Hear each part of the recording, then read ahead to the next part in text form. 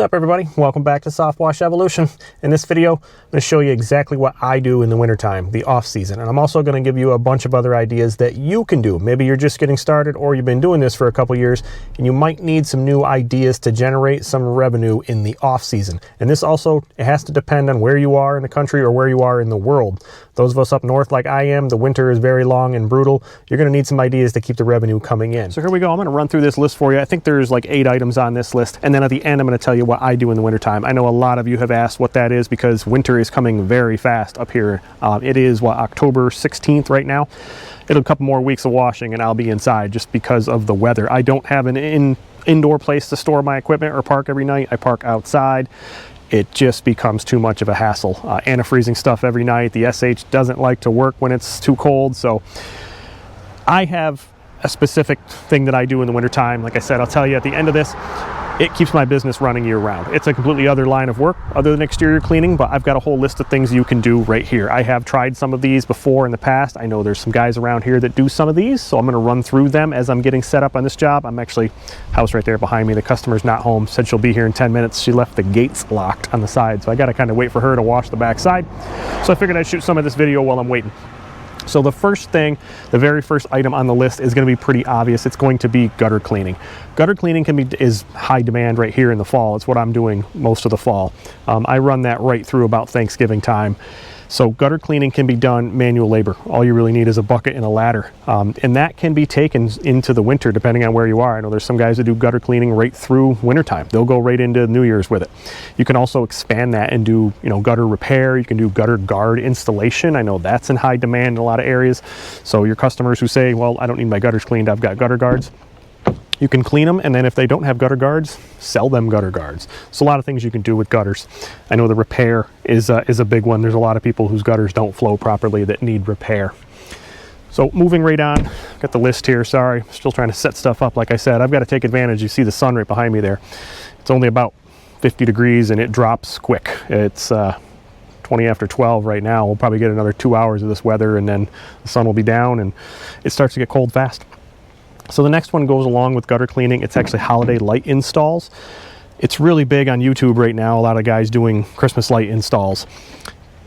I've never done this. I know one of the guys I work closely with, he's a window cleaner, exterior cleaner, and he does holiday light installs. This is going to be his first winter doing it. So I'm really interested. I'm really kind of picking his brain and following him this winter. I'm going to see how he does. This one can definitely generate some revenue. I know there's people who make a lot of money with it. The only issue I see with it is if you're by yourself, almost impossible. I know people are going to say I do it by myself, so cue those comments, but sure, keep them coming. You've really got to have more than one guy, and a lot of ladders. You're working depending on where you are, there's a couple feet of snow in December where I am, so sticking a 32-foot ladder in the snow when it's below zero and then climbing on a roof, definitely not where I want to be. But if you don't have a lot of snow in your area, you've got more than one guy in your crew, the roofs aren't as steep, you could probably really make some money with this. I know there's some companies that actually will lease you the lighting and the whole system to set it up. They'll install it for you in December, come back in January, take it down, and then store it for you in the off season. So you're basically leasing them the equipment. There's definitely a lot of money in that. It's just not something I ever got into. I definitely am interested in seeing some other people locally that are doing it and seeing how they're doing. Moving on to the next one is going to be junk removal. This one's definitely going to be area specific. If you're where I am in upstate New York, there is no junk. We are controlled by the people in New York City. Everything has to be recycled. Throwing anything away in New York State is almost impossible. They've made it, there's no such thing as junk. Everything has to be recycled. The disposal fees and everything would kill any junk removal company. There's only a few major companies that do it in this area. They've pretty much got it on lock. But that is something you can get into. If you've got the truck, if you've got the trailer, you can even use your existing landscaping trailer for your pressure washing equipment. You could take the equipment off, use it to haul garbage and junk away. You could get a dump trailer, do that option, just use your truck. Depending on how the waste fees are and things like that in your area, you could definitely make some money with that. And that kind of moves right on to the next item on the list is going to be moving services. Again, you've got the truck, you've got the trailer, it's empty in the off season, your wash equipment is put away, it's winterized. Even if you're by yourself, you've got a list of customers who maybe just bought that house or are having their house washed because they're moving, they're selling that place. They're going to need help moving. You can definitely get into, boxing up a household full of items and moving it with your truck and your trailer. Again, you might want to have a second guy or a third guy or a fifth guy for that. It's definitely not a manual labor, but you can make money with it. Customers want someone, when they're talking about moving their own household items, they would much rather somebody that they trust, somebody that they know, that's a local company. They would go with you rather than a big moving company. So there is some money to be made in that. The next one on the list is only going to be area specific. It is firewood sales. If you're not from an area that heats with firewood, then obviously this wouldn't apply to you. It's big in the more rural areas, especially you get older people, even younger people with families who just don't have time or the ability to, cut and split and stack firewood and have it delivered. There are a lot of homes that heat with wood. I grew up in one, so I know how much work it is to do that. And there is money to be made with it. Again, you've got the truck and the trailer. Chainsaw, maybe a log splitter. You won't need that much equipment to get into it. You definitely have to do the research though and see if there's money to be made in your specific area doing that. But if it's in your area, go ahead and research it. Maybe it's something you can add on. The next item is going to be probably the most obvious, the one that most people think of. It's going to be snow removal, plowing, snow blowing, salting, those things. When I started, everybody thought that's what I was going to do in the off season. I've got to run over and turn this valve because my buffer tank's almost full, so we're going to walk over here in the shade. But snow removal is something I looked into. Basically, you've got the truck, you can get a plow, snow blower, the salter on the back of the truck, and go push snow out of people's driveways. You can get the commercial customers doing the parking lots, things like that, and everyone thinks you're going to make money doing it like that. There are guys that do. The problem is, in my area specifically, the winters just aren't what they used to be. There's very little snow, and when it does, it dumps down real fast. 2 or 3 days later, it's 50 degrees and it melts, and then there's ice on top of it. Snow removal has pretty much become ice removal in this area. It's just who can put down the most salt the fastest. That is basically what happens with snow removal, which there is money in that too. Like I said, if you've got the salter on the back of the truck, it's just clearing parking lots, driveways, walkways, things like that. There are guys who make a lot of money with it. It definitely beats up your truck and your equipment, I can tell you that. Putting a plow on the front looks easy. It's tough on the equipment, smashing it through frozen snowbanks and covering everything in salt. Salt is terrible on metal, so it'll destroy your truck. But you get those commercial contracts and things, there are guys who really make a killing with it. If you put a customer under contract, say, put you under contract for $4,000 this winter to do snow and ice removal, and it only snows once, and you only have to go out there and plow or salt one time, you just made a killing. And you can do that residential also. Flip side of that, if you charge them, say, they're under a $700 contract for the year, a residential driveway and walkway. Kind of like my customer behind me here. He got a small driveway, little walkway. Sure, I can snowblower plow that this winter, $700 for the contract. And then we get these piddly snowstorms that are 3 or 4 inches, but we get 50 of them. Well, now, you're on the outside of that contract. You definitely lost. So now you're going to be there, and it's always in the middle of the night, or it's on a weekend. Right when you don't want to be there is when the snow seems to fly. So that's why I just never got into it. The real reason is I just had something else lined up that definitely worked out better. The next one on the list, something not a lot of people do. I don't see a lot of guys doing it even on YouTube, really. It's commercial kitchen hood vent cleaning. I know one of the wash guys I work with really closely around here, he does this in the wintertime. He actually does it all year round. So you actually have to go get a certification for this. I know commercial restaurants, any of those commercial kitchens, even schools and things like that, anything that has a commercial kitchen, that hood and things like that has to be inspected and cleaned, and they get like a grade from I don't know who it's from, but probably some local authority. But it has to be cleaned professionally. You can bring the pressure washer right in. It's good to have a hot water burner for that. And they spray it with degreaser, and they clean the vent where it vents out on the roof or the side of the building, and they clean the whole hood over in the commercial kitchen that sucks up all that grease and fumes and things like that. That's something that has to be done year round. Even more, I think, in the wintertime. I know there's a couple guys that do it, and they have contracts with the schools because schools are run. It's the season they're running. So commercial kitchen hood vent cleaning, you could definitely get into that. I think there is a certification in most areas for it, but it's another thing you can look into. Another thing on the list, it's going to seem like, when you've got your own business, you're working for yourself, you've got to keep doing that year round. It may seem a little defeated to have to go get another job, but it's something you might want to consider. It's something you might have to do, but it's not, you're not failing by doing that. You can go get a part-time job or even a full-time job temporarily. It's the holiday season comes up, you know, during the cold months. You can go UPS, FedEx, Amazon and get a delivery job. You can even be the delivery helper. Everybody's seen those things advertised. UPS or FedEx or whatever, they always need the second guy in the truck because it's so in demand starting in, you know, November, and it goes right through January, February too. Most people don't know that, but the holiday season for shopping, then the people return all the junk that didn't fit, and then they also get their tax refunds in January, February, so they got to quickly waste all the money just as fast as they can get it. So the delivery season goes right through February, so that could be a good option if it's not in your area. There's other jobs out there you can get. Remember my other videos where I said network with the local plumber, the electrician, the carpenter, those other guys who run service businesses, small companies. If you think, well, I'm not a plumber, I'm not an electrician, you don't have to be. Go learn from one. Go one of those guys who you shared customers with, you know, the plumber that, you know, you had work at your house, and then you said, hey, I'm an exterior cleaning guy, here's a couple of my cards, I'd love to share customers with you, network with them. Maybe in the winter season say, hey, I'm not a plumber, but I'd love to learn. You know, I have the ability to work, run my own business. I can be your employee for a few months during my slow season, and it could benefit both of you. It's something you could do in the off season. But now that we're at the end of my list, that's all of them I have, I'm going to let you know what I do in the off season.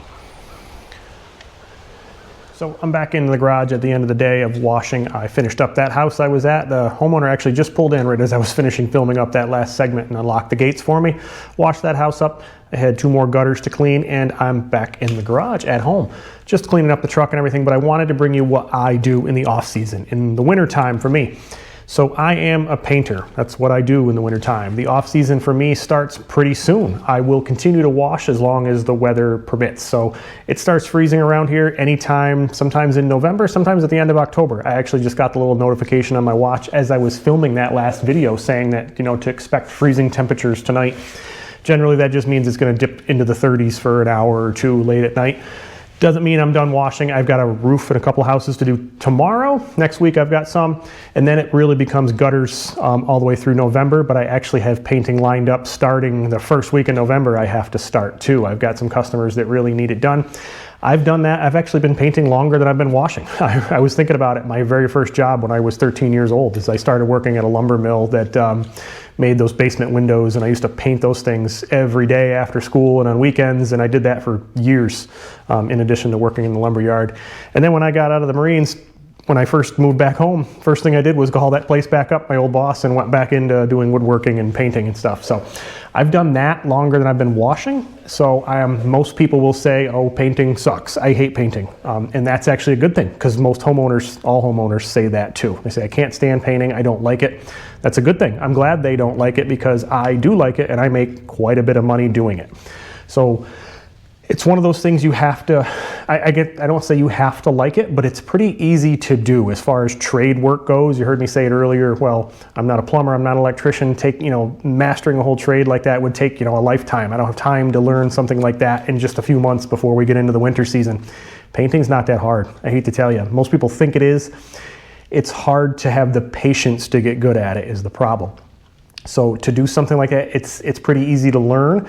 It's one of those ones where I have all the wash customers now lined up. My camera keeps going into sleep mode. Sorry, I forgot to put the timer on it, so I'll keep touching it just to keep it awake so I can make sure I'm filming correctly.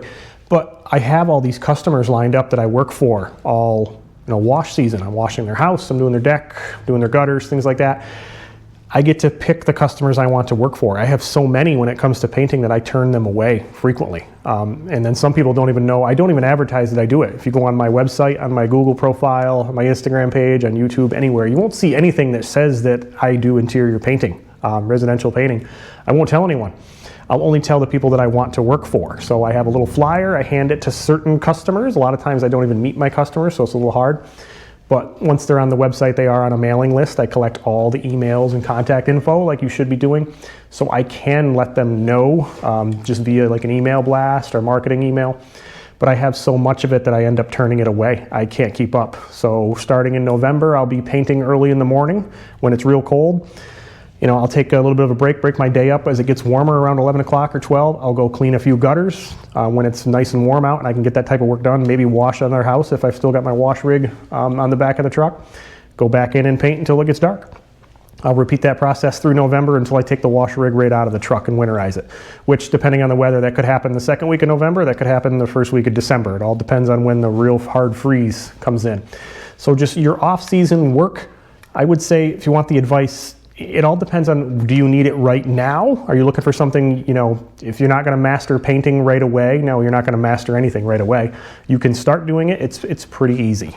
It's pretty easy to buy the equipment. You don't need to go get a whole, it's just like with washing. Don't go buying, you know, the expensive airless spray system and everything else. You don't need one of those big things yet. In residential, you need a couple of good brushes and rollers, and you can figure it out. Take your time, it takes a lot of patience, and you could do really well. If you've seen my videos where I wash all those new construction homes, I paint pretty much all of those too. That's where I am. People buy, they have these brand new homes built. They're all flat builder's grade paint inside. The customers get them. They love their new house. They love it for about 6 to 8 weeks, and then they hate it because it's all just builder's grade flat paint, all one color. And I end up going in there and painting entire houses in the wintertime. Sometimes I'll do an entire home, you know, in a couple weeks. Sometimes I'll do just 2 bedrooms and a bathroom, and I'm out of there in 2 or 3 days. Sometimes I'm doing trim. I'm adding in, you know, new trim. I'm sheetrocking spots that got broken by the kids. You know, they're all grown up now and gone to college, so there's dings and holes here in the wall that I've got to fix. But I can do all that stuff. It's very easy. Most people can. Replacing light fixtures and stuff like that. As I'm doing it, they'll have me paint the ceiling, and oh, I really don't like that old light fixture. Might as well change that while you're up there. I do all that stuff in the off season, and you can too. If you want to, you can also, with that list I gave you the ideas, don't be afraid to put multiple things together. If you instantly went to the snow removal thing like most guys do, that's great. You know, if you've got a plow or a snow blower and you want to use your contacts, your wash contacts to start doing snow removal for them, good, start that. And also offer, you know, moving services. If you know a couple of customers who are moving, they're getting a new house, use your truck for moving. You can move stuff one day, you can be plowing snow and snow blowing and stuff a couple of other days, and you can offer painting services. You could do multiple things at once. Don't limit yourself to, I wash in the summertime, I plow snow in the wintertime. If you put yourself in one specific lane too much, it'll end up hurting you, especially when you're getting new. Try a couple different things out. You might find out, hey, I tried painting, I absolutely hate it, I'm not good at it, I'm not making any money at it, but I am doing junk removal and moving services, and it's working out for me. So don't be afraid to try a couple different things out, do the research, see what works for you in your area. That's another thing. You've got to really think it out, and don't be afraid to get another job, work for somebody else for a little while. I was this close to doing that even last year. I had so many painting customers, and I had a couple of them that really drove me nuts with, you know, rescheduling, and the house isn't ready because of this, and they were moving, and then this wasn't ready, and I was just, you know, the winter season, the painting is kind of like a drawdown for me. It's easier. You get to almost turn your brain off, not have to think about the customers and the calls and the SEO and the website and managing this and that and the huge schedule where the calls keep coming in. You're trying to schedule 10 wash jobs in one day. I get to wake up, have a cup of coffee, drive to one spot and paint all day with my headphones in, drive home. It's like and when it was starting to get a pain last year, and I actually thought, you know what? There's a manager of a local hardware store really close to me. I have an account there. And every time I go there, he's always like, hey, if you ever need some work, don't be afraid. Just come in here. You're hired. Just come work for me, even if it's for 6 weeks, just in the wintertime, or 8 weeks. And I actually thought about it. I'm like, I could just go drive a forklift at the lumberyard with this guy, the local hardware store out back in the lumberyard, and really turn my brain off, but I didn't do it. But there's always jobs out there. Don't be afraid to go get another job. You know, working for UPS in the holiday season, throwing boxes, it's not that hard. You can use that downtime, really shut your brain off and think about your wash business, and, you know, brainstorm some ideas, things you can do, and then also use it to build your off-season business as it grows. You'll get into some things that work, you'll get into some things that don't work. Just use it all as a learning experience. So that's what I do in the wintertime. I hope you enjoyed the video and got some ideas out of it. I'll try to segment it up so you can see that whole list and break apart each one that works for you, some things that don't. Until then, make sure you subscribe and be sure to stay tuned for the next video. Thanks.